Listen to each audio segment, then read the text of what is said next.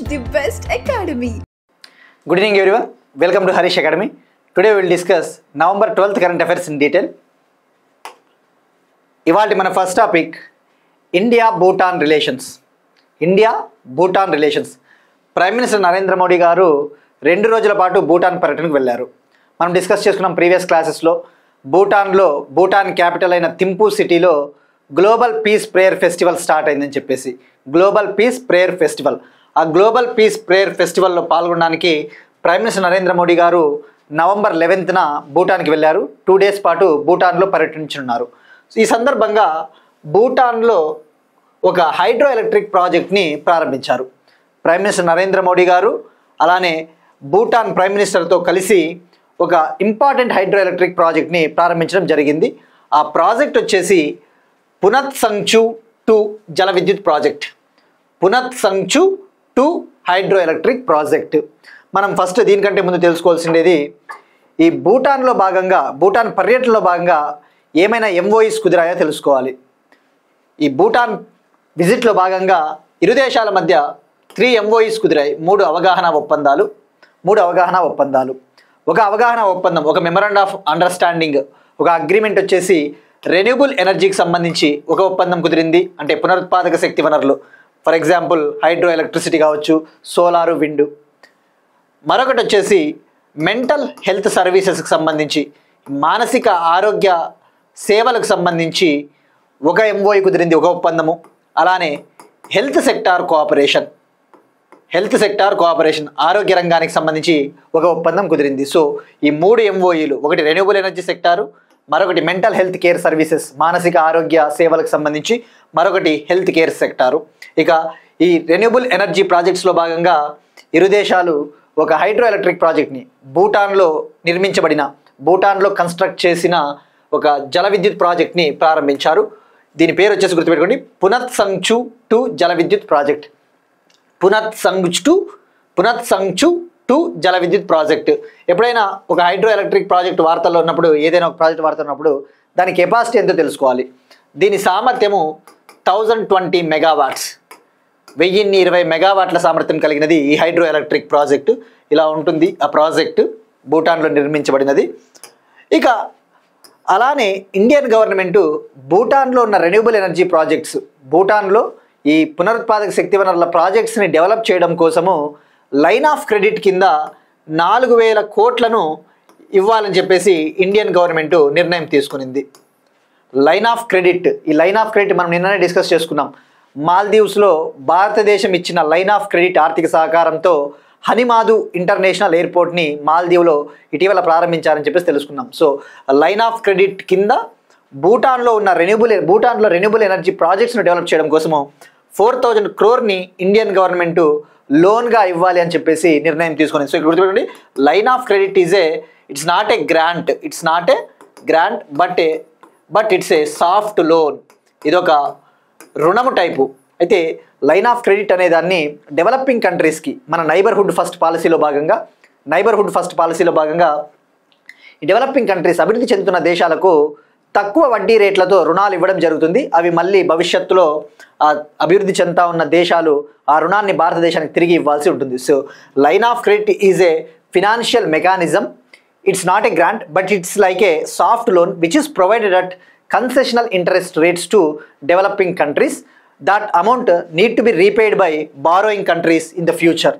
So ఇది ఇండియాకి భూటాన్కి మధ్య కుదిరిన కొన్ని కీలకమైన ఒప్పందాలు.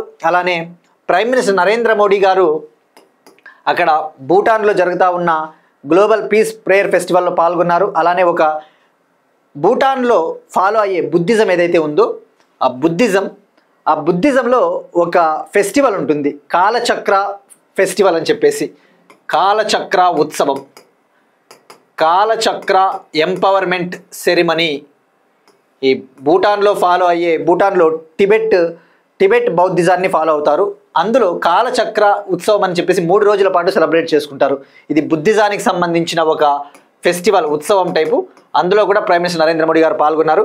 ఇక ప్రైమ్ మినిస్టర్ నరేంద్ర మోడీ గారు భూటాన్ 4th కింగ్, 4వ రాజు అయిన జిగ్మే సింగే వాంగ్చుక్ గారి 70వ పుట్టినరోజు వేడుకల్లో కూడా ఈయన పాల్గొన్నారు. Prime minister Narendra Modi participated in 70th birthday celebrations of Bhutan's 4th king Jigme Singye Wangchuck who introduced the democracy in Bhutan. భూటాన్లో ప్రజాస్వామ్యాన్ని ప్రవేశపెట్టిన రాజు 4వ రాజు జిగ్మే సింగే వాంగ్చుక్. సో ఇది ఇండియాకి భూటాన్కి మధ్య రిలేషన్స్. ఇక ఆల్రెడీ భూటాన్ ఈ గ్లోబల్ పీస్ ప్రేయర్ ఫెస్టివల్లో పార్టిసిపేట్ చేయడం కోసం, ప్రజల సందర్శన కోసము గౌతమ బుద్ధుడికి చెందిన అవశేషాలు కూడా భూటాన్కి 2వసారి వెళ్ళాయని చెప్పేసి కూడా మనం తెలుసుకున్నాం. వాటినే పిప్రహ్వా రెలిక్స్ అంటారని కూడా చెప్పేసి తెలుసుకున్నాం. పిప్రహ్వా రెలిక్స్, అక్కడ పిప్రహ్వా అంటే అది ఉత్తరప్రదేశ్లో ఒక ప్రదేశము, ఉత్తరప్రదేశ్లో ఒక ప్రాంతం పేరు. అక్కడ గౌతమ బుద్ధుని అవశేషాలు కనుగొన్నారు కాబట్టి వాటి పేరు పిప్రహ్వా రెలిక్స్గా పెట్టడం జరిగింది. సో ఇది పునత్ సంచు 2 జల విద్యుత్ ప్రాజెక్ట్ సంబంధించిన information. Next one again international రిలేషన్స్లో భాగంగా India Sri Lanka relations.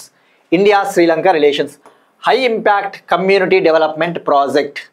High impact community development project మనం ప్రీవియస్ క్లాస్లో డిస్కస్ చేసుకున్నాం. ఇటీవల శ్రీలంకలో భారతదేశం ఇచ్చిన నిధుల సహకారంతో శ్రీలంకలోని పొలన్నువార అనే ప్రాంతంలో, శ్రీలంకలోని పొలన్నువార అనే ప్రాంతంలో ఒక త్రిభాషా పాఠశాలను, ఒక త్రిభాష మల్టీ ఎథ్నిక్ పాఠశాలను భారతదేశం ఇచ్చిన నిధులతో అక్కడ నిర్మించబడడం జరిగింది. దాన్ని ఇటీవల ప్రారంభించారని చెప్పేసి కూడా తెలుసుకున్నాం. మరి దాన్ని ఇటువంటి ప్రాజెక్ట్స్ని శ్రీలంకలో చేపడతా ఉన్న అభివృద్ధి ప్రాజెక్టులు, డెవలప్మెంటల్ ప్రాజెక్ట్స్ ఏవైతే ఉంటాయో ఆ డెవలప్మెంటల్ ప్రాజెక్ట్స్కి ఇండియన్ గవర్నమెంటు గ్రాంట్స్, డబ్బులు మనీ ఇస్తూ ఉంటుంది. వాటిని ఏ ప్రాజెక్ట్ కింద ఇస్తుంది అంటే high impact community development projects, high impact community development project.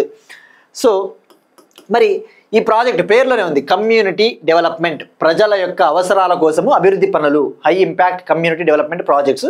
మరి హై ఇంపాక్ట్ కమ్యూనిటీ డెవలప్మెంట్ ప్రాజెక్ట్ని మరో 5 years పాటు ఎక్స్టెండ్ చేయాలి అని చెప్పేసి ఇరు దేశాలు కూడా కొలంబోలో ఒక ఎంఓయూని కుదుర్చుకున్నాయి. Both countries decided to extend this high impact community development project for 5 more years. For that an MOU was signed in Colombo. ఇరు దేశాల మధ్య కొలంబోలో, శ్రీలంక రాజధాని కొలంబోలో ఒక ఒప్పందం కుదిరింది. ఈ హై ఇంపాక్ట్ కమ్యూనిటీ డెవలప్మెంట్ ప్రాజెక్ట్ని మరో 5 ఏళ్ల పాటు ఎక్స్టెండ్ చేయాలి అని చెప్పేసి. సో ఈ కాంటెక్స్లో తెలుసుకోవాల్సింది high impact community development project ఎప్పుడు స్టార్ట్ చేశారు అంటే 2005లో స్టార్ట్ చేశారు. 2005లో స్టార్ట్ చేశారు. ఈ ప్రాజెక్ట్ కింద ఇండియన్ గవర్నమెంట్ ఏం చేస్తుందంటే చిన్న ప్రాజెక్ట్స్ని, చిన్న డెవలప్మెంటల్ ప్రాజెక్ట్స్, స్మాల్ డెవలప్మెంటల్ ప్రాజెక్ట్స్కి అవసరమైన ఫండ్స్ ఇస్తుంటుంది. So that they will construct. అయితే గుర్తుపెట్టుకోవాల్సింది మరి ఆ ప్రాజెక్ట్స్ వాల్యూ ఎంత. చిన్న ప్రాజెక్ట్స్ అన్నాం కదా, ఒక్కొక్క ప్రాజెక్ట్ వాల్యూ వచ్చేసి 600 million Sri Lankan rupees. Sri Lanka currency, Sri Lanka రూపాయి కరెన్సీలో చెప్పాలంటే 600 million వాల్యూ. ఒక్కొక్క project value 600 million Sri Lankan rupees. ఓవరాల్గా 10 billion శ్రీలంకన్ రూపీస్ వర్త్ ఉండే ప్రాజెక్ట్స్ని ఇండియా సపోర్ట్ చేస్తూ ఉంది. సో ఇది high impact community development project. ఈ ప్రాజెక్ట్ స్టార్ట్ అయినప్పటి నుంచి 2005లో ఈ ప్రాజెక్ట్ స్టార్ట్ అయింది. ఈ ప్రాజెక్ట్ స్టార్ట్ అయినప్పటి నుంచి ఇండియా మోర్ దాన్ 50 ప్రాజెక్ట్స్ని నిర్మించింది శ్రీలంకలో. ఈ ప్రాజెక్ట్ స్టార్ట్ అయినప్పటి నుంచి శ్రీలంకలో ఇప్పటి వరకు 50కి పైగా ప్రాజెక్టులని, అభివృద్ధి ప్రాజెక్టులని నిర్మించింది. సో ఇక్కడ గుర్తుపెట్టుకోవాల్సింది ఇటీవల పొలన్నువారాలో భారతదేశం ఇచ్చిన ఫండ్స్తో నిర్మించబడిన ట్రైలింగ్వల్ మల్టీ ఎథ్నిక్ స్కూల్, ఆ త్రిభాషా పాఠశాల ఏ భాషల్లో విద్యను అందిస్తుంది అంటే 3 languages. ఒకటి వచ్చేసి తమిళ్, సిన్హలీ లాంగ్వేజ్, శ్రీలంక అధికారిక భాష Sinhalese, English. So Tamil, Sinhalese, English లాంగ్వేజ్లో విద్యను అందిస్తుంది ఆ పొలన్నువారలో స్కూలు.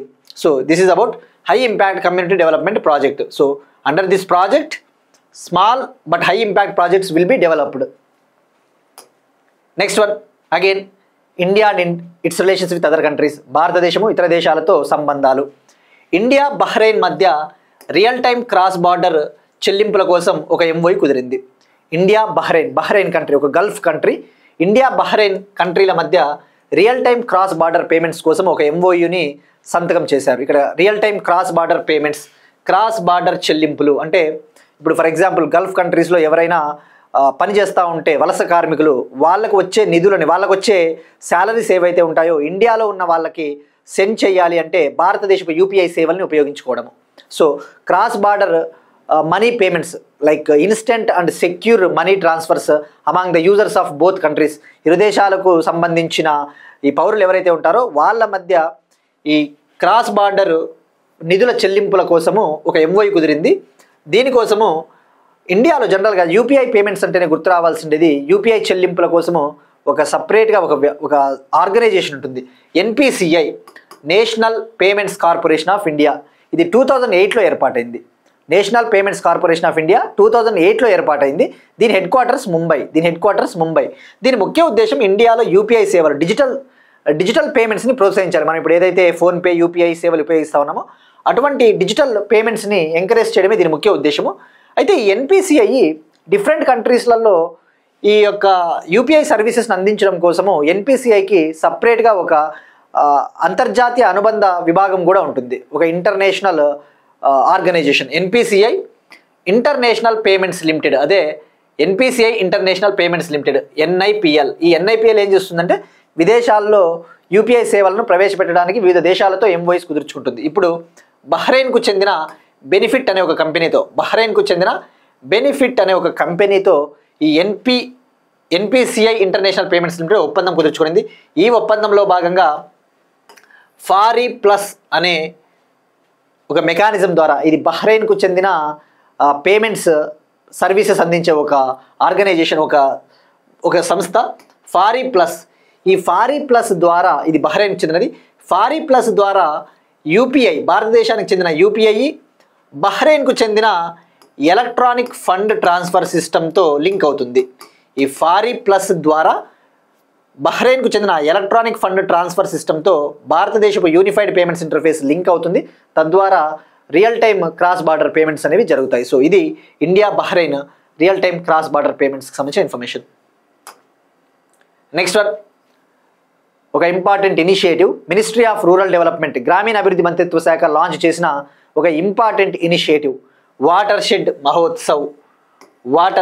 మహోత్సవ్. ఇక్కడ వాటర్ షెడ్ అంటే ఇండియాలో ఈ వాటర్ రిసోర్సెస్ ఏవైతే ఉంటాయో నీటి వనరుల్ని సుస్థిరంగా వాడుకోవాలి, ప్రజల భాగస్వామ్యం ద్వారా నీటి వనరులను సుస్థిరంగా వాడుకోవడం కోసము వాటర్ షెడ్ ప్రాజెక్ట్స్ని చేపడతా ఉంటారు. For example rain water harvesting management, ఈ వర్షపు నీరు పడినప్పుడు ఆ వర్షపు నీరు వృధా పోకోకుండా ఆ రెయిన్ వాటర్ హార్వెస్టింగ్ మెకానిజమ్స్ని నిర్మించడము, లైక్ పిట్స్, చిన్న చిన్న నీటి ఇంకుడు గుంతలు తవ్వడం, అటువంటివి.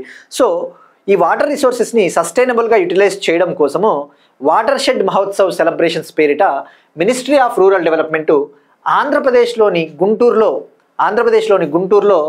ఈ వాటర్ షెడ్ మహోత్సవ్ సెలబ్రేషన్స్ని ప్రారంభించింది. వీటిని ప్రారంభించింది మినిస్ట్రీ ఆఫ్ అగ్రికల్చర్ మరియు మినిస్ట్రీ ఆఫ్ రూరల్ డెవలప్మెంట్, గ్రామీణాభివృద్ధి శాఖ మంత్రి శివరాజ్ సింగ్ చౌహాన్ గారు దీన్ని ప్రారంభించారు. ఇక్కడ ముఖ్య ఉద్దేశం వచ్చేసి ఈ యొక్క నీటి వనరుల్ని ఉపయోగించుకోవడంలో ప్రజల్ని భాగస్వామ్యం చేయాలి, తద్వారా గ్రామీణ ప్రజల్ని చైతన్యవంతం చేయాలి. To empower the rural communities through the sustainable management of water resources. దీన్ని నేషనల్ వాటర్ షెడ్ కాన్ఫరెన్స్ 2025లో భాగంగా లాంచ్ చేయడం జరిగింది. నేషనల్ వాటర్ షెడ్ కాన్ఫరెన్స్ 2025లో భాగంగా లాంచ్ చేయడం జరిగింది. దీన్ని ఆర్గనైజ్ చేస్తూ ఉన్నది మినిస్ట్రీ ఆఫ్ రూరల్ డెవలప్మెంట్ కింద ఉండే డిపార్ట్మెంట్ ఆఫ్ ల్యాండ్ రిసోర్సెస్. భూవనరుల డిపార్ట్మెంట్. ఇక ఈ వాటర్ షెడ్ మహోత్సవ్ సెలబ్రేషన్స్లో భాగంగా శివరాజ్ సింగ్ చౌహాన్ గారు గుంటూరులో వెంగళాయపాలెం అనే ఒక వాటర్ ట్యాంక్ను కూడా రెజ్యునేట్ చేశారు. రెజ్యునేట్ అంటే జనరల్గా మన ఊర్లలో చెరువులు లేదంటే చిన్న చిన్న బావులన్నీ కూడా పాతబడిపోయి ఉంటాయి, వాటిని మళ్ళీ రెజ్యునేట్ చేయాలి. రెజ్యునేట్ అంటే పునరుద్ధరించాలి. సో అలా గుంటూరులోని వెంగళాయపాలెం, గుర్తుపెట్టుకోండి ఇది చాలా ఇంపార్టెంట్, వెంగళాయపాలెం నీటి ట్యాంకుని పునరుద్ధరించారు. ఆ ప్రాజెక్టుని లాంచ్ చేశారు Shivraj Singh Chouhan garu. Shivraj Singh Chouhan inaugurated rejuvenated Vengalayapalem water tank in Guntur. So ఇది వాటర్ షెడ్ మహోత్సవ్ సెలబ్రేషన్స్. ఎప్పుడైనా ఏదైనా ఒక స్కీమ్ వార్తల్లో ఉంది అన్నప్పుడు మనం గుర్తుపెట్టుకోవాల్సినది ఇంపార్టెంట్గా అది ఏ మినిస్ట్రీ నిర్వహించింది, which ministry organised it, ministry of rural development. Next one, Telangana current affairs. But at the same time ఇది ఎకానమీలో ఒక important topic. Business reform action plan 2024 rankings. Business reform action plan 2024 rankings. ఇండియాలో ఉన్న డిఫరెంట్ స్టేట్స్ మరియు యూటీస్లలో ఈ trade environment ఎలా ఉంది, వాణిజ్య వాతావరణం ఎలా ఉంది, అసలు ఇక్కడ వ్యాపారం చేయడానికి అనుకూలమైన పరిస్థితులు ఉన్నాయా లేదా అని చెప్పేసి తెలుసుకోవడం కోసము ministry of commerce and industry, పరిశ్రమలు వాణిజ్య వ్యవహారాల మంత్రిత్వ శాఖ ఒక ఇంపార్టెంట్ ప్రోగ్రామ్ని లాంచ్ చేసింది, బిజినెస్ రీఫార్మ్ యాక్షన్ ప్లాన్. ఈ బిజినెస్ రీఫార్మ్ యాక్షన్ ప్లాన్ అంటే ఇప్పుడు డిఫరెంట్ స్టేట్లలో బిజినెస్ వాతావరణం కరెక్ట్గా ఉందా లేదా, అనుకూలంగా ఉందా లేదా అని చెప్పేసి తెలుసుకోవడం కోసము 2014-15లో 2014-15లో ఈ బిజినెస్ రీఫార్మ్ యాక్షన్ ప్లాన్ని లాంచ్ చేసింది. ఇందులో భాగంగా ఈ స్టేట్స్ యూటీలలో అసలు బిజినెస్ చేయడానికి అనుకూలమైన పరిస్థితులు ఉన్నాయా లేదా, ఉంటే ఎటువంటి పరిస్థితులు ఉన్నాయని చెప్పేసి కొన్ని ఏరియాస్ ఆధారంగా, కొన్ని కేటగిరీల ఆధారంగా, కొన్ని రంగాల ఆధారంగా ర్యాంకింగ్స్ ఇవ్వడం జరుగుతుంది. ఇందులో భాగంగా స్టేట్స్ని డివైడ్ చేయడం జరుగుతుంది, స్టేట్స్ని యూటీస్ని 4 కేటగిరీలుగా. సో మనం ఫస్ట్ ఎప్పుడైనా తెలుసుకోవాల్సింది ఇక్కడ ఈ టాపిక్ చూస్తే ఈ వ్యాపార సంస్కరణలలో తెలంగాణ రాష్ట్రానికి టాప్ అచీవర్ పురస్కారం వచ్చిందని చెప్పేసి ఇచ్చాడు. మనకి డైరెక్ట్గా చూస్తే అర్థం కాదు అంత ఈజీగా. సో ఫస్ట్ ఈ బిజినెస్ రీఫార్మ్ యాక్షన్ ప్లాన్ ఏంటో తెలుసుకోవాలి. బిజినెస్ రీఫార్మ్ యాక్షన్ ప్లాన్ అమల్లో తెలంగాణకి టాప్ అచీవర్ పురస్కారం వచ్చింది 4 విభాగాల్లో. ఫస్ట్ ఎప్పుడైనా మనం ఇటువంటి తెలుసుకోవాల్సింది ఎకానమీవి, ఎప్పుడు లాంచ్ చేశారు, దీన్ని ఎవరు లాంచ్ చేశారు, దీని ముఖ్య ఉద్దేశం ఏంటి, దీన్ని ఎన్ని కేటగిరీల ఆధారంగా ఈ ర్యాంకింగ్స్ని తయారు చేస్తారో అటువంటి బేసిక్ డీటెయిల్స్ తెలుసుకోవాలి. ఫస్ట్ దీన్ని ఇంట్రడ్యూస్ చేసింది 2014-15 2014-15లో. దీన్ని లాంచ్ చేసింది ministry of commerce and industry, launch చేసింది పరిశ్రమలు వాణిజ్య వ్యవహారాల మంత్రిత్వ శాఖ. దీని ముఖ్య ఉద్దేశం, ద మెయిన్ పర్పస్ వచ్చేసి బిజినెస్ని ఇంప్రూవ్ చేయాలి, వివిధ రాష్ట్రాల్లో బిజినెస్ వాతావరణాన్ని అభివృద్ధి చేయాలి, to improve the business environment in different states and UTs, it's the main purpose. ఇక ఎన్ని రీఫార్మ్ ఏరియాస్ తీసుకుంటుంది అంటే, ఈ ర్యాంకింగ్ని తయారు చేయడానికి 25 రీఫార్మ్ ఏరియాస్ని కన్సిడర్ చేస్తారు. అంటే ఇప్పుడు ఉదాహరణకు ఆ రాష్ట్రంలో వ్యాపార ప్రవేశం ఎలాగుంది అంటే బిజినెస్ ఎంట్రీ ఎలా ఉంది, సేవల రంగం ఎలా ఉంది, సర్వీస్ సెక్టారు, భూ పరిపాలన విభాగం ఎలా ఉంది, ల్యాండ్ అడ్మినిస్ట్రేషన్ విభాగం ఎలా ఉంది. సో అటువంటి కేటగిరీస్ని తీసుకుంటారు. 25 కేటగిరీస్ని కన్సిడర్ చేస్తుంది బిజినెస్ రీఫార్మ్ యాక్షన్ ప్లాన్. మరి స్టేట్స్ని యూటీస్ని 4 కేటగిరీస్గా డివైడ్ చేస్తారు. ఈ ర్యాంకింగ్ ప్రకారము వాటి యొక్క పనితీరు ఆధారంగా 4 కేటగిరీలుగా. ఒక కేటగిరీ వచ్చేసి టాప్ అచీవర్ అంటే ఇంకా అత్యుత్తమంగా సాధించినది. సో అట్లా ఇంగ్లీష్లోనే గుర్తుపెట్టుకోండి, top achiever, top achiever. Second category achiever. Third వచ్చేసి యాస్పైర్ అంటే ఏంటి, ఆశాజనకంగా, ఆశాజనకంగా ముందుకెళ్తున్నవి. ఫోర్త్ కేటగిరీ వచ్చేసి ఎమర్జింగ్ బిజినెస్ ఎకోసిస్టమ్. ఎమర్జింగ్ అంటే ఏంటి, ఇప్పుడిప్పుడే ఎదుగుతూ ఉంది, ఇప్పుడిప్పుడే ఎదుగుదలలోకి వస్తూ ఉంది. సో గుర్తుపెట్టుకోండి 4 categories, top achiever, aspirer, emerging business. ఇప్పుడు తెలంగాణకి 4 కేటగిరీల్లో, మనం ఇందాక ఏదైతే 25 కేటగిరీలు అనుకున్నామో 25 విభాగాల్లో, అందులోని 4 విభాగాల్లో తెలంగాణకు టాప్ అచీవర్ పురస్కారం వచ్చింది. మనకి ఇక్కడ తెలంగాణ కరెంట్ అఫైర్ పరంగా చూస్తే తెలంగాణకి ఓకే, కానీ అసలు ఈ business reform action plan 2024 rankings ప్రకారము ఇండియాలో ఆంధ్రప్రదేశ్ పొజిషన్ ఎక్కడ ఉంది, మిగతా రాష్ట్రాల పరిస్థితి ఏముందో కూడా మనం తెలుసుకోవాలి. ఇక ఫస్ట్ ఇప్పుడు తెలంగాణ విషయానికి వస్తే ఆ 4 విభాగాలు ఏంటివి అంటే, వ్యాపార ప్రవేశం, బిజినెస్ ఎంట్రీ ఎలా ఉంది తెలంగాణలో, నిర్మాణానికి అవసరమైన అనుమతుల జారీ అంటే కన్స్ట్రక్షన్ పర్మిట్ ఎనేబులర్, ఒక కన్స్ట్రక్షన్ చేపట్టాలంటే అవసరమైన అనుమతులు జారీ చేయాల్సి ఉంటుంది. So business entry, construction permit enabler, సేవలు అంటే సర్వీస్ సెక్టారు, భూ పరిపాలన విభాగము, ల్యాండ్ అడ్మినిస్ట్రేషన్. ఈ 4 కేటగిరీల్లో తెలంగాణ టాప్ అచీవర్గా నిలిచింది. ఆ విషయం గుర్తుపెట్టుకోండి. సో న్యూఢిల్లీలో industry minister, commerce and industry minister Piyush Goyal గారు న్యూఢిల్లీలో నిర్వహించిన ఉద్యోగ సమగం 2025 కార్యక్రమంలో పాల్గొన్నారు. ఉద్యోగ సమగం 2025 కార్యక్రమంలో ఆ ప్రోగ్రాంలో పాల్గొని తెలంగాణకి మిగతా స్టేట్స్కి అవార్డ్స్ ఇవ్వడం జరిగింది. సో ఇప్పుడు తెలంగాణది క్లియర్. ఇప్పుడు ఆంధ్రప్రదేశ్ది మిగతా స్టేట్స్ గురించి తెలుసుకుందాం. సో ఈ బేసిక్ పాయింట్స్ అయితే గుర్తుపెట్టుకోండి. ఇప్పుడు ఇది 7th ఎడిషన్. ఇప్పుడు ఈ సంవత్సరము బిజినెస్ రీఫార్మ్ యాక్షన్ ప్లాన్ 2024 అనేది 7th ఎడిషన్, 7వ ఎడిషన్. ఆ విషయం గుర్తుపెట్టుకోండి. ఇక ఇప్పుడు దీని గురించి హైలైట్స్ తెలుసుకుంటే, ఇందాక చెప్పినట్టు రీఫార్మ్ ఏరియాస్ 25 రీఫార్మ్ ఏరియాస్ని కవర్ చేసింది. ఉదాహరణకు ఇందాక చెప్పుకున్న రీఫార్మ్ ఏరియాస్. మరి ఈ బిజినెస్ రీఫార్మ్ యాక్షన్ ప్లాన్ 2024 కొన్ని రీఫార్మ్ పాయింట్స్ని సజెస్ట్ చేసింది. ఇంకా ఈ రాష్ట్రాలు ఈ వాణిజ్యంలో అభివృద్ధి కావాలి అంటే, ట్రేడ్లో ఇంప్రూవ్ అవ్వాలి అంటే కొన్ని రీఫార్మ్స్ని తీసుకురావాలని చెప్పేసి సుమారుగా 434 రీఫార్మ్ పాయింట్స్ని ప్రపోజ్ చేసింది. 434 సంస్కరణల్ని ప్రతిపాదించింది. ఇక మరి టాప్ అచీవర్స్, ఇందాక తెలుసుకున్నట్టు తెలంగాణ టాప్ అచీవర్. ఇప్పుడు టాప్ అచీవర్లో ఇంకా ఏవేవి ఉన్నాయో తెలుసుకోవాలి. ఉత్తరాఖండ్, పంజాబ్ 5 రీఫార్మ్ ఏరియాస్లో టాప్ అచీవర్గా నిలిచింది. 5 విభాగాల్లో ఉత్తరాఖండ్, పంజాబ్ టాప్ అచీవర్గా నిలిచింది. అదే ఆంధ్రప్రదేశ్, తెలంగాణ, కేరళ, తమిళనాడు, వెస్ట్ బెంగాల్, జమ్మూ అండ్ కాశ్మీర్, మధ్యప్రదేశ్, రాజస్థాన్ ఇటువంటి స్టేట్లు 4 రీఫార్మ్ ఏరియాస్లో టాప్ అచీవర్గా నిలిచింది. 4 రీఫార్మ్ ఏరియాస్లో టాప్ అచీవర్గా నిలిచింది. ఇక కర్ణాటక 2 ఏరియాస్లో టాప్ అచీవర్గా నిలిచింది. కర్ణాటక 2 ఏరియాస్లో టాప్ అచీవర్గా నిలిచింది. సో ఇక్కడ మనకి టాప్ అచీవర్ ఈ మేజర్ స్టేట్స్ గుర్తుపెట్టుకోండి సరిపోతుంది. ఇక్కడ మన సదరన్ స్టేట్స్ మనకి ఇంపార్టెంట్ కాబట్టి ఆంధ్ర, తెలంగాణ, కేరళ, తమిళనాడు మాత్రము 4 రీఫార్మ్ ఏరియాస్లో టాప్ అచీవరు, కర్ణాటక 2 రీఫార్మ్ ఏరియాస్లో టాప్ అచీవర్ అనే విషయం గుర్తుపెట్టుకోండి.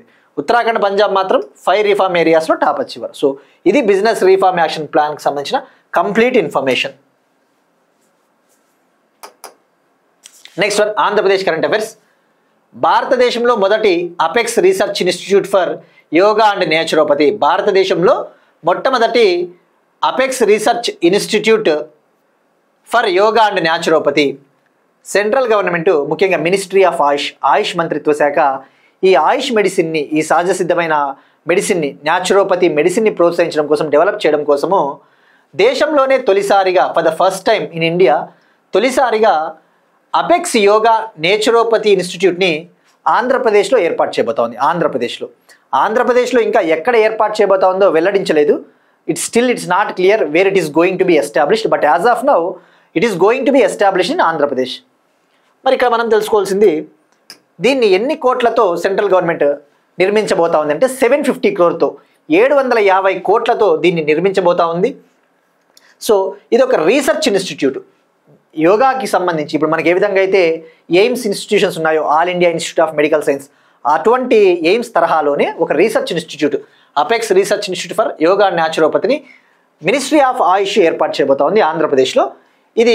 దీనికి సంబంధించిన ఆపరేషన్స్ అన్నీ కూడా, ఈ రీసెర్చ్ ఇన్స్టిట్యూట్కి సంబంధించిన కార్యకలాపాలన్నింటినీ కూడా మినిస్ట్రీ ఆఫ్ ఆయుష్ కింద ఉండే central council for research in yoga and naturopathy manage చేస్తుంది. Central council for research in yoga and naturopathy will handle the all operations of this research institute. So మరి ఇప్పుడు ఇది రీసెర్చ్ ఇన్స్టిట్యూట్ ఏర్పాటు చేయబోతా ఉన్నారు. ఇందులో భాగంగా 450 పడుకలతో ఒక హాస్పిటల్ని కూడా ఇందులో ఏర్పాటు చేయబోతున్నారు. 450 బెడ్ హాస్పిటల్, 450 పడకలతో ఒక హాస్పిటల్ని ఇందులో ఏర్పాటు చేయబోతున్నారు. అలానే అండర్ గ్రాడ్యుయేషన్, పోస్ట్ గ్రాడ్యుయేషన్ కోర్సెస్ని కూడా అందించబోతున్నారు యోగాకి సంబంధించి. ఇప్పుడు మినిస్ట్రీ ఆఫ్ ఆయుష్ అంటే ఏంటి? ఆయుర్వేద, యోగా, ఉనని, సిద్ధ, హోమియోపతి దీనికి సంబంధించి అండర్ గ్రాడ్యుయేషన్ కోర్సెస్ అందిస్తారు. అండర్ గ్రాడ్యుయేషన్ కోర్సెస్లో భాగంగా bachelor of naturopathy and yoga సర్జరీలో తొలి ఏడాదిలో 100 సీట్లు, ఫస్ట్ ఇయర్ 100 సీట్లని ప్రొవైడ్ చేయబోతా ఉన్నారు. పీజీలో పోస్ట్ గ్రాడ్యుయేషన్లో 20 సీట్స్ని ఫిల్ చేయబోతున్నారు. పోస్ట్ గ్రాడ్యుయేషన్లో 20 సీట్స్ని ఫిల్ చేయబోతున్నారు, భర్తీ చేయబోతున్నారు. సో ఇది apex research institute for yoga and naturopathy. ఇక ఆల్రెడీ మనం ప్రీవియస్ క్లాస్లో కూడా డిస్కస్ చేసుకున్నాం. ఆంధ్రప్రదేశ్లోని వైజాగ్లో నేచురోపతి మెడికల్ కాలేజీని కూడా నిర్మిస్తూ ఉన్నారు అని చెప్పేసి గుర్తుపెట్టుకోండి. వైజాగ్లో నిర్మిస్తూ ఉన్నది నేచురోపతి మెడికల్ కాలేజ్, బట్ ఇది అపెక్స్ రీసెర్చ్ ఇన్స్టిట్యూట్ కేంద్ర ప్రభుత్వం కింద ఉంటుంది. ఆ విషయం గుర్తుపెట్టుకోండి. ఇది ప్రదేశం ఇంకా ఎక్కడ ఏర్పాటు చేస్తూ ఉన్నారో అయితే క్లారిటీ ఇవ్వలేదు. Next one appointments. ఆంధ్రప్రదేశ్కి సంబంధించి appointments. AP legal services authority executive చైర్మన్గా జస్టిస్ మానవేంద్ర రాయ్.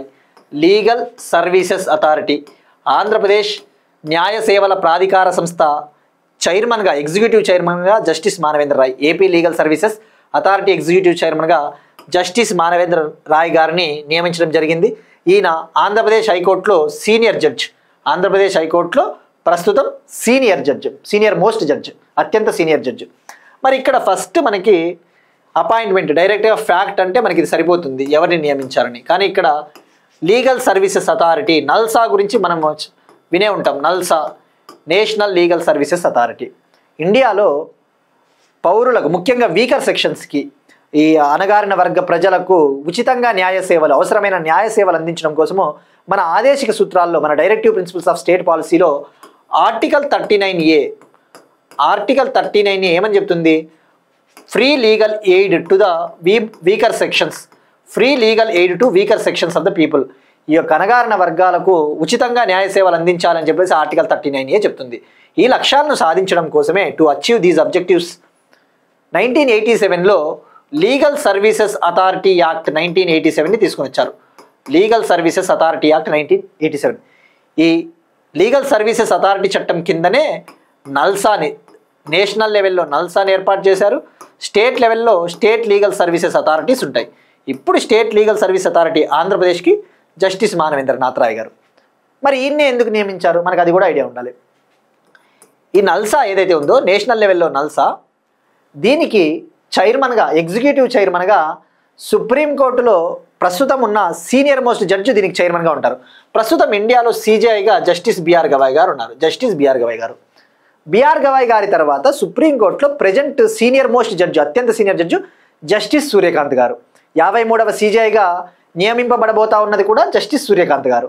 మరి బిఆర్ గవాయ్ గారి తర్వాత అత్యంత senior most judge justice Suryakant. So senior most judge of the supreme court after CJI will act as an executive chairman of NALSA. ఈ second CJI తర్వాత అత్యంత senior most judge ఎవరైతే ఉన్నారో అతనే నల్సాకి ఎగ్జిక్యూటివ్ చైర్మన్గా వ్యవహరిస్తారు. అంటే ఎవరు దీనికి ప్రస్తుతం ఎగ్జిక్యూటివ్ చైర్మన్గా? జస్టిస్ సూర్యకాంత్ గారు. మరి నల్సాకి అవసరమైన సపోర్ట్ అందించడం కోసం, నల్సాకి కొన్నిసార్లు లీగల్ సపోర్టు, అవసరమైన సపోర్ట్ కావాల్సి ఉంటుంది. అటువంటి సలహాలు అందించడం కోసం ప్యాట్రన్ ఇన్ చీఫ్ ఉంటారు. ప్యాట్రన్ ఇన్ చీఫ్ అంటే ఒక గౌరవప్రదమైన అధ్యక్షుడు అని చెప్పవచ్చు. ఈ నల్సాకి అవసరమైనప్పుడు సలహాలు అందించడం కోసం ఈ ప్యాట్రన్ ఇన్ చీఫ్గా CJI వ్యవహరిస్తారు. సో నల్సాకి ప్యాట్రన్ ఇన్ చీఫ్గా CJI ఉంటారు. ఎగ్జిక్యూటివ్ చైర్మన్గా senior most judge of the supreme court after CJI justice Surya Kant garu. ఇప్పుడు ఈ లెక్కన Andhra Pradesh legal services authority executive చైర్మన్గా senior high court judge CH Manavendranath Roy garu ఉన్నారు. సో ఇది ఇక జనరల్గా నల్సా అంటేనే గుర్తు రావాల్సింది లోక్ అదాలతులు నిర్వహిస్తుంటుంది. ఇండియాలో దేశవ్యాప్తంగా లోక్ అదాలతులు ఈ యొక్క డిస్ప్యూట్స్, న్యాయ వివాదాలు పరిష్కరించడానికి ఆల్టర్నేటివ్ డిస్ప్యూట్ రెజల్యూషన్ మెకానిజంలో భాగంగా, ప్రత్యామ్నాయ న్యాయ పరిష్కారంలో భాగంగా లోక్ అదాలత్లు నిర్వహించేది నల్సా ఈ స్టేట్ లీగల్ సర్వీస్ అథారిటీస్ నిర్వహిస్తూ ఉంటాయి. గ్రామ న్యాయాలయాల కాన్సెప్ట్ ఇవన్నీ కూడా free legal aid article 39A కిందకు వస్తాయి.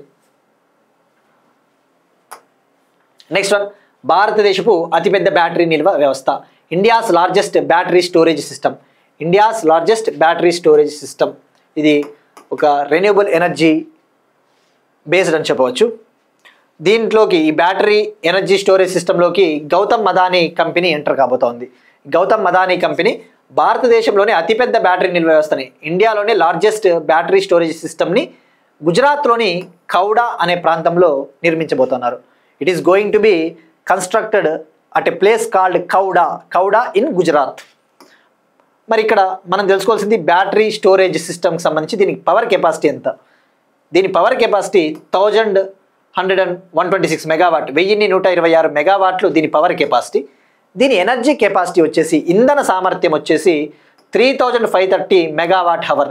దీని ఇంధన సామర్థ్యము 3530 మెగావాట్ హవర్. అంటే ఇక్కడ పవర్ కెపాసిటీ, ఎనర్జీ కెపాసిటీ ఏంటంటే, ఇక్కడ ఇంధన సామర్థ్యము 3530 మెగావాట్లు హవర్ అంటే ఈ 1126 మెగావాట్ల పవర్ కెపాసిటీ ఉన్న ఈ బ్యాటరీ ప్రాజెక్ట్కి అవసరమైన ఎనర్జీని 3 గంటల పాటు సప్లై చేసే ఎనర్జీ కెపాసిటీని, ఇంధన సామర్థ్యాన్ని కలిగి ఉంటుంది ఈ ప్లాంట్. సో ఇది లిథియం అయాన్ బ్యాటరీస్ని ఉపయోగించుకోబోతా ఉంది. ఈ India's largest battery energy storage system కోసం లిథియం అయాన్ బ్యాటరీస్ని ఉపయోగించబోతా ఉన్నారు.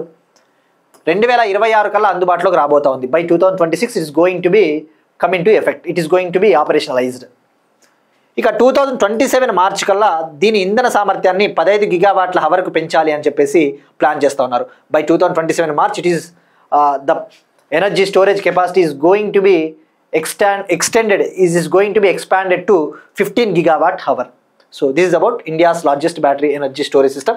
ఇది ప్రపంచంలో ఉన్న బ్యాటరీ నిల్వ వ్యవస్థలలో ఇది కూడా అతిపెద్దదైన ఒకటి అని చెప్పవచ్చు. అంటే ఆల్రెడీ వరల్డ్లో చాలా బ్యాటరీ ఎనర్జీ స్టోరేజ్ సిస్టమ్స్ చాలా పెద్ద ఉన్నాయి. ప్రపంచంలో ఇప్పటికే ఉన్న అతిపెద్ద బ్యాటరీ నిల్వ వ్యవస్థల్లో ఇది కూడా ఒకటి, one of the world's largest battery energy storage system. గుర్తుపెట్టుకోండి, ఇది ప్రపంచంలోనే అతిపెద్ద బ్యాటరీ నిల్వ వ్యవస్థ అంటే ఇది ఒక్కటే కాదు. ఆల్రెడీ వరల్డ్లో there are many largest battery energy storage systems are there. It is one of the world's largest battery energy storage system. ప్రపంచంలో ఒకటి ఇది, అంతే. ప్రపంచంలోనే అతిపెద్దది ఇది కాదు. సో ఈరోజు ఈనాడు పేపర్లో అయితే ప్రపంచంలోనే అతిపెద్ద బ్యాటరీ నిల్వ వ్యవస్థ అన్నాడు. ప్రపంచంలోనే ఇది ఒక్కటే పెద్దది కాదు, ఇంకా కొన్ని ఉన్నాయి. బట్ ఇక నిన్న అడిగిన question, FAO global forest resource assessment report 2025 ప్రకారము ఫారెస్ట్ ఏరియా పరంగా చూస్తే ఫస్ట్ ప్లేస్లో రష్యా ఉంది. మొత్తం అటవీ విస్తీర్ణ పరంగా చూస్తే Russia total forest area 832.6 million హెక్టార్స్తో రష్యా ఫస్ట్ ప్లేస్లో ఉంది. సెకండ్ ప్లేస్లో బ్రెజిల్ ఉంది 486 మిలియన్ హెక్టార్స్తో. ఇక థర్డ్ ప్లేస్లో కెనడా ఉంది 368.8 మిలియన్ హెక్టార్స్ ఫారెస్ట్ ఏరియాతో. ఇక ఇండియా 9th ప్లేస్లో ఉంది 72.7 మిలియన్ హెక్టార్స్తో. ఇక FAO హెడ్ క్వార్టర్స్ అంటే Rome, Italy. Next one, Paris ఒప్పందం యొక్క నిర్మాణాన్ని మార్చడానికి COP30ని ఉపయోగించవద్దు. ఇండియన్ గవర్నమెంట్ ప్రజెంట్ బ్రెజిల్లోని బెలంలో COP30 సదస్సు స్టార్ట్ అయింది. అక్కడ పాల్గొనడానికి ఇండియన్ డెలిగేట్స్ వెళ్ళారు. UNFCC United Nations framework convention on climate చేంజ్కి COP30వ సదస్సు బ్రెజిల్లోని బెలంలో స్టార్ట్ అయింది. అక్కడ ఏమని చెప్పిందంటే, అడిగింది ఈ ప్యారిస్ ఒప్పందానికి సంబంధించి ఆర్కిటెక్చర్ ఏదైతే ఉందో ఆ నిర్మాణాన్ని మీరు దెబ్బతీయొద్దండి, ప్యారిస్ ఒప్పందాన్ని అమలు చేయడానికి ఇంకా అవసరమైన చర్యలు తీసుకోండి అని చెప్పేసి అడిగింది. సో ఈ కాంటెక్స్ట్లో ఇక్కడ what is the architecture of Paris deal, don't use COP30 to change the architecture of Paris deal అని చెప్పేసి ఇండియా చెప్పింది. ఇక్కడ ఫస్ట్ మనం తెలుసుకోవాల్సింది ఆర్కిటెక్చర్ ఆఫ్ ప్యారిస్ డీల్. అసలు ప్యారిస్ డీల్ ఏం చెప్తుందంటే 2015లో COP21 సదస్సు ఫ్రాన్స్లోని ప్యారిస్లో జరిగింది. అక్కడ కామన్ బట్ డిఫరెన్షియేటెడ్ రెస్పాన్సిబిలిటీస్ అనే ఒక ప్రిన్సిపల్ని తీసుకొని వచ్చారు. కామన్ బట్ డిఫరెన్షియేటెడ్ రెస్పాన్సిబిలిటీస్ అంటే ఏంటంటే, ఈ పెరిగిపోతా ఉన్న కర్బన ఉద్గారాలను తగ్గించాలి అంటే అన్ని దేశాలు కూడా కలిసికట్టుగా ఐకమత్యంగా ఈ రెన్యూబుల్ ఎనర్జీ ప్రాజెక్ట్స్ని చేపట్టాలి. అయితే ఏమవుతుంది, ఇప్పుడు చైనా, అమెరికా లాంటి కంట్రీలు ఇండస్ట్రియల్ రెవల్యూషన్ నుంచి తీసుకుంటే ఇవే ఎక్కువగా కర్బన ఉద్గారాలను విడుదల చేశాయి. భారతదేశం కూడా విడుదల చేసింది, కానీ చాలా తక్కువ compare to those countries. So అందరూ కూడా కర్బన ఉద్గారాలను తగ్గించేలాగా చర్యలు తీసుకోవాలి, కానీ బాధ్యత ఒక్కోరిది ఒక్కోలా ఉంటుంది. ఎందుకంటే ఎవరు ఎక్కువ కర్బన ఉద్గారాలు విడుదల చేస్తే వాళ్ళు ఎక్కువ చర్యలు తీసుకోవాలి. మేము తక్కువ ఉద్గారాలు విడుదల చేస్తాం కాబట్టి మేము తక్కువ చర్యలు తీసుకుంటాం. దాన్నే common but differentiated responsibilities. Every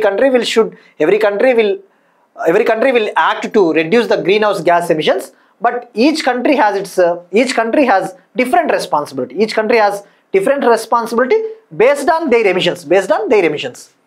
so ఈ CBDR ప్రిన్సిపులే ప్యారిస్ డీల్కి చాలా కీలకం. ప్యారిస్ డీల్ ఏమని చెప్తుంది, 2 డిగ్రీ సెంటిగ్రేడ్కి మించి by this end of century the global average temperature should be limited to 2 degree centigrade అని చెప్తుంది. ఈ శతాబ్దం చివరి నాటికి భూతాప ఉష్ణోగ్రతలను 2 డిగ్రీల సెంటిగ్రేడ్కి పరిమితం చేయాలి. వీలైతే 1.5 డిగ్రీ సెంటిగ్రేడ్కే పరిమితి చేయండి. If it possible the global average temperature should be limited to 1.5 degree centigrade if possible, but the main objective to limit it to 2 degree centigrade by this end of century. So ఇప్పుడు CBDR ప్రిన్సిపల్ని దెబ్బతీయండి అని చెప్పేసి అడిగింది India. మరి ఇంకా ఏమని చెప్పిందంటే, మెయిన్గా అసలు ఇక్కడ తెలుసుకోవాల్సింది 2024లో జరిగిన COP సమ్మిట్ 2024లో బాకులో జరిగింది. అజర్బైజాన్లోని బాకులో COP సమ్మిట్ జరిగింది. అక్కడ యాక్చువల్లీ డెవలపింగ్ కంట్రీస్ ఏవైతే ఉన్నాయో, డెవలపింగ్ కంట్రీస్కి డెవలప్డ్ కంట్రీస్ నిధులు అందించాలి. ఈ అభివృద్ధి చెందిన దేశాలు, అమెరికా లాంటి అగ్రరాజ్యాలు, అభివృద్ధి చెందుతా ఉన్న ఇండియా లాంటి దేశాలు, ముఖ్యంగా Pacific island countries, least developed countries, వీటికి నిధులు అందించాలి. ఆ నిధులు అందించినట్టయితే మనం క్లైమేట్ చేంజ్ని సమర్థవంతంగా ఎదుర్కోగలుగుతాము. ఆ 2024 బాకులో జరిగినప్పుడు క్లైమేట్ చేంజ్ కాన్ఫరెన్స్, అక్కడ ఒక కాన్సెప్ట్ని తీసుకొచ్చారు, new collective quantified goal on climate finance.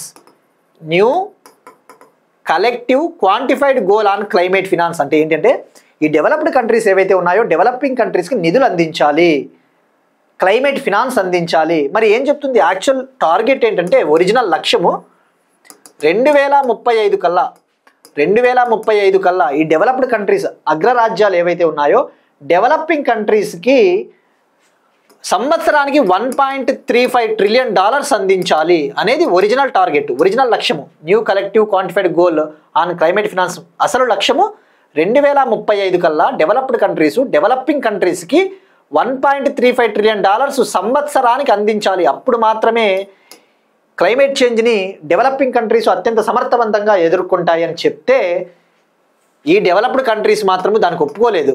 మేము అంత ఇవ్వలేము, సంవత్సరానికి $1.35 ట్రిలియన్ అంటే మేము ఇవ్వలేము, కేవలం $300 బిలియన్ మాత్రమే సంవత్సరానికి ఇస్తాము, 2035 కల్లా కేవలం $300 బిలియన్ మాత్రమే ఇస్తామని చెప్పేసి ఒప్పుకున్నాయి. సో ఇప్పుడు new collective quantified goal on climate finance అంటే డెవలప్డ్ కంట్రీస్ ఎంత ఒప్పుకున్నాయంటే $300 billion per year by 2035. So ఇది గుర్తుపెట్టుకోండి. అదే కదా బాకు టు బెలెం రోడ్ మ్యాప్ ఏం చెప్తుంది? బాకు టు బెలెం రోడ్ మ్యాప్ అంటే ఏంటి? బాకు నుంచి ఇప్పుడు బెలెంలో జరుగుతూ ఉంది. ఈ రోడ్ మ్యాప్ అసలు లక్ష్యమే $1.35 ట్రిలియన్ అందించేలా చేయాలి. బట్ ఈ లక్ష్యం నెరవేరలేదు, ఎందుకంటే డెవలప్డ్ కంట్రీస్ రెస్పాన్సిబుల్ దానికి. సో ఇప్పుడు ఈ ప్యారిస్ ఒప్పందం నిర్మాణాన్ని చేంజ్ చేయొద్దని చెప్పేసి అడిగింది. ఇక ఆల్రెడీ బ్రెజిల్ బెలెంలో స్టార్ట్ అయింది COP30 సదస్సు. వన్స్ ఇది కంప్లీట్ అయిన తర్వాత ఈ సదస్సు యొక్క ముఖ్యమైన అవుట్కమ్స్, ముఖ్యమైన ఏమైనా ఇంపార్టెంట్ అవుట్కమ్స్ వస్తే మనము ఫర్దర్ క్లాసెస్లో డిస్కస్ చేసుకుందాం. But for the time being this information is more than sufficient. ఇక నెక్స్ట్ టాపిక్ 2027లో COP32కి ఆతిథ్యం ఇవ్వనున్న ఇథియోపియా. ఇప్పుడు 2025 COP30 సదస్సు బ్రెజిల్లోని బెలెంలో జరుగుతూ ఉంది. మరి 2027 COP సమ్మిట్ ఆఫ్రికన్ కంట్రీ అయిన ఈస్ట్ ఆఫ్రికన్ కంట్రీ, తూర్పు ఆఫ్రికా దేశమైన ఇథియోపియా క్యాపిటల్ అడ్డిస్ అబిబా, ఇథియోపియా రాజధాని అడ్డిస్ అబబాలో జరగబోతా ఉంది. సో ఇప్పుడు ఈ 2027లో ఈ COP30కి ఆతిథ్యం ఇవ్వబోతా ఉంది కదా. ఇప్పుడు ఇది first east African nation to organise UN climate change conference. తద్వారా ఈ UN క్లైమేట్ చేంజ్ కాన్ఫరెన్స్ని నిర్వహించబోతా ఉన్న మొదటి తూర్పు ఆఫ్రికన్ దేశంగా ఇథియోపియా నిలవబోతా ఉంది. మరి 2026 ఎక్కడ జరగబోతా ఉంది? COP31. దీనికి సంబంధించి ఇంకా ఫైనల్ డీటెయిల్స్ రాలేదు. ప్రస్తుతానికి ఆస్ట్రేలియా మరియు తుర్కీ కంట్రీ ఇవి రెండు కూడా బిడ్డింగ్లు వేస్తూ ఉన్నాయి. బట్ ఇంకా ఫైనల్ అవ్వలేదు ఎక్కడ COP31 2026లో జరగబోతా ఉన్నారని. బట్ 2027లో మాత్రం ఇథియోపియాలోని అడ్డిస్ అబబాలో నిర్వహించడానికి అన్ని దేశాలు ఒప్పుకున్నాయి. ఇక్కడ COP అంటే conference of parties. What is COP? Conference of parties అంటే దేశాల సమావేశము అని అర్థం. ఇది ఇథియోపియా. ఇక్కడ చేస్తే రెడ్ సీ ఉంది, Yemen. Next one exercise Mitra Shakti 11th edition 2025. Exercise Mitrashakti 2025 ఇది ఇండియాకి శ్రీలంకకి మధ్య జరుగుతూ ఉన్న ఒక జాయింట్ మిలిటరీ ఎక్సర్సైజ్, సంయుక్త ఆర్మీ విన్యాసము. ఇది 11th ఎడిషన్ అంటే 11వసారి జరుగుతూ ఉంది. ఈ 11th ఎడిషను 2025 కర్ణాటకలోని బెళగావి వద్ద ఉన్న ఫారిన్ ట్రైనింగ్ నోడ్ వద్ద ప్రారంభమైంది. ప్రారంభమైంది. నవంబర్ 10th స్టార్ట్ అయింది. నవంబర్ 10th నుంచి నవంబర్ 23rd వరకు జరగబోతా ఉంది. దీని ముఖ్య ఉద్దేశం ఈ ఆర్మీ విన్యాసాల్లో భాగంగా ఈ యొక్క ఉగ్రవాదాన్ని ఏ విధంగా ఎదుర్కోవడానికి అవసరమైన ఆపరేషన్స్ చేస్తారు. Counter terrorism operations is the main objective. ఇందులో భాగంగా ఇండియన్ ఆర్మీ నుంచి రాజ్పుత్ కంటింజెంట్ పాల్గొంటా ఉంది. రాజ్పుత్ భారత ఆర్మీ దళం పాల్గొంటా ఉంది. శ్రీలంక నుంచి గజబా దళము పార్టిసిపేట్ చేస్తూ ఉంది. From Sri Lanka Gajaba regiment is participating. ఇక 2024 ఎడిషను శ్రీలంకలోనే జరిగింది. 2025 ఇండియాలో జరుగుతూ ఉంది, 2024 శ్రీలంకలో. దీన్ని బట్టి అర్థం చేసుకోవాల్సింది ఈ యాన్యువల్ ఎక్సర్సైజ్ ఏదైతే ఉందో ప్రతి సంవత్సరం జరిగే ఈ విన్యాసము ఒక సంవత్సరము ఒక దేశంలో జరిగితే ఇంకో సంవత్సరము ఇంకో దేశంలో జరుగుతుంది. So it is alternatively will be held in both the countries. So 11th edition. ఇక మనం నిన్న ఎక్సర్సైజ్ మలబార్ గురించి కూడా డిస్కస్ చేసుకున్నాం.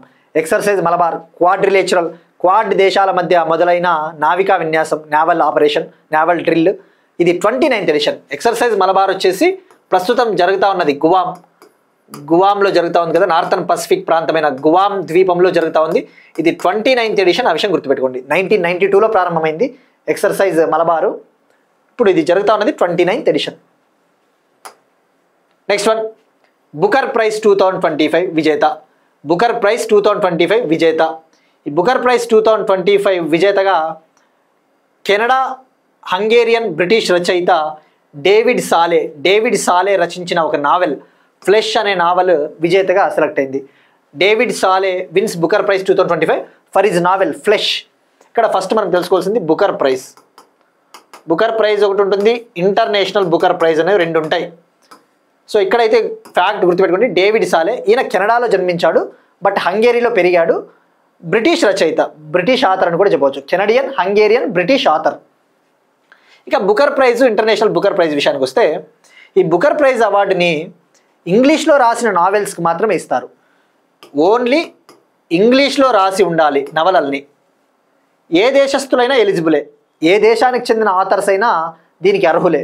బట్ ఒరిజినల్గా మాత్రము ఆ నవలని ఇంగ్లీష్లో రాసి ఉండాలి. విజేతకు 50,000 pounds ఇస్తారు, 50,000 బ్రిటిష్ పౌండ్స్ ఇవ్వడం జరుగుతుంది. మరి ఏ నవలలకు ఇస్తారు అంటే గుర్తుపెట్టుకోండి, ఫిక్షనల్ వర్క్స్. ఇవి కాల్పనిక సాహిత్యానికి మాత్రమే ఇస్తారు ఈ అవార్డుని, ఫిక్షనల్ వర్క్స్. మరి ఏ నవలలకు ఇస్తారు అంటే ఆ నవలలు ఇంగ్లీష్లో రాసి ఉండాలి ఒరిజినల్గా, ఐర్లాండ్ లేదా ఇంగ్లాండ్లో పబ్లిష్ అయి ఉండాలి. ఐర్లాండ్ కంట్రీ లేదా ఇంగ్లాండ్, యూకే, ఈ 2 కంట్రీల్లోనే పబ్లిష్ అయి ఉండాలి. ఫిక్షనల్ వర్క్స్కి ఇస్తారు, ఆ విషయం గుర్తుపెట్టుకోండి. ఇక ఈ బుకర్ ప్రైజ్ విజేత ఫ్లెష్ నావెల్ డేవిడ్ సాలే అనే విషయం గుర్తుపెట్టుకోండి.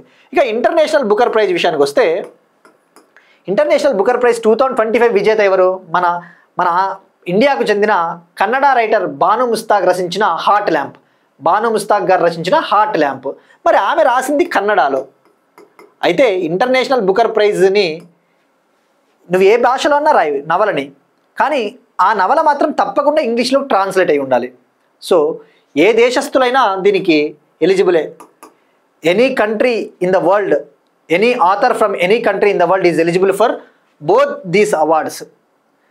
మరి ఇప్పుడు ఆమె రాసిన హార్ట్ ల్యాంప్ ఏదైతే ఉందో ఇంగ్లీష్లోకి ట్రాన్స్లేట్ చేయడం జరిగింది. అంటే ఏంటి, ఇంటర్నేషనల్ బుకర్ ప్రైజ్ అవార్డుని ఎవరికి ఇస్తారు అంటే, those novels translated from other language into English.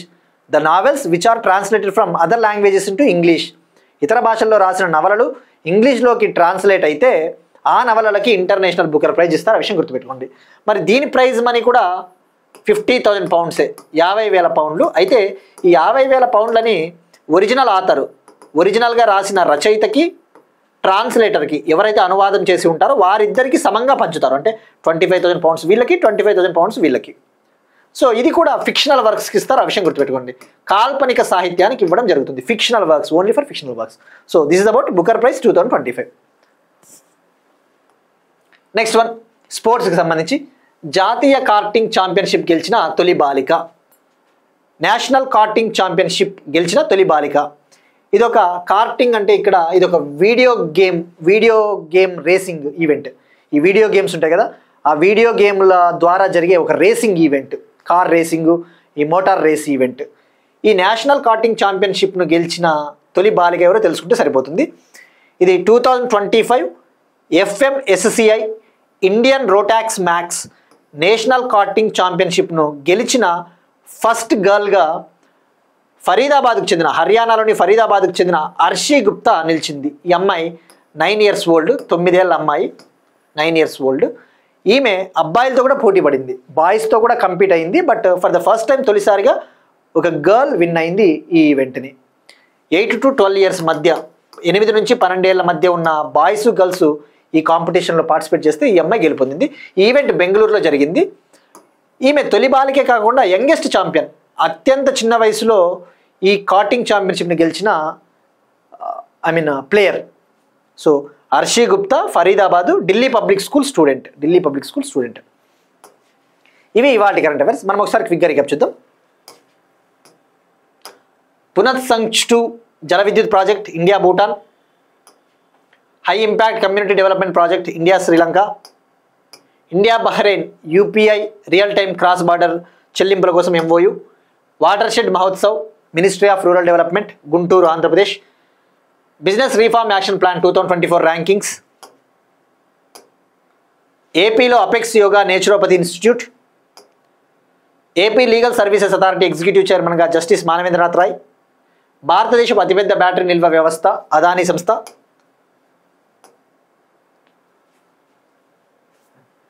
COP30 2027లో COP32కి ఆతిథ్యం ఇవ్వనున్న ఇథియోపియా.